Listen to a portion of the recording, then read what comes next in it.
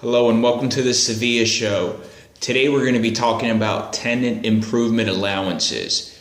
Washington, D.C. area continues to grow at a rapidly rate, continues to break records.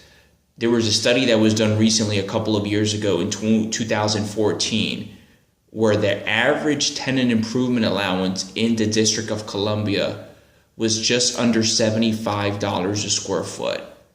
That was a couple years ago, and now 2 years later is even higher, and it continues to increase.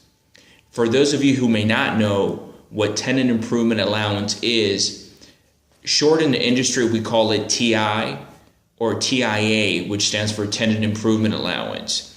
That's basically funds that the landlord is willing to give to tenants to move in and build out the space. It would be either funds directly given to the tenant or funds that the landlord would invest in the space and build out the space on behalf of the tenant. The amount typically is stated on a per square foot basis. So if we say, what is TI? TI is $50 a square foot, $75 a square foot, $100 a square foot, etc. That's how we typically talk when we talk about TI and tenant improvement allowance. Now, in 2015, just last year, in all the major central business districts, we're talking about here in New York City, Miami, Chicago, Los Angeles, San Francisco, Washington, D.C., Boston.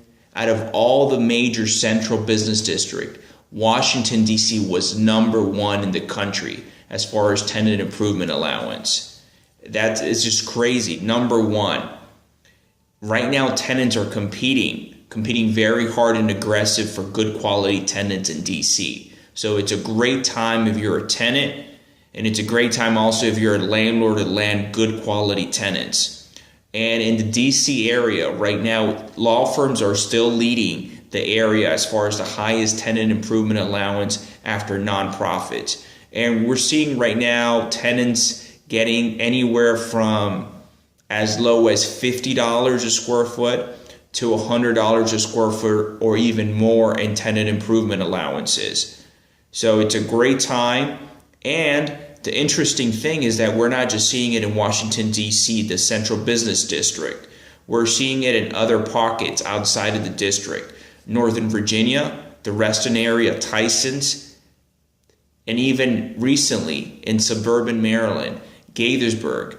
They recently inked a deal. A publicly traded NASDAQ company is receiving, if I recall, it was over $60, $70 a square foot from the tenant, from the landlord.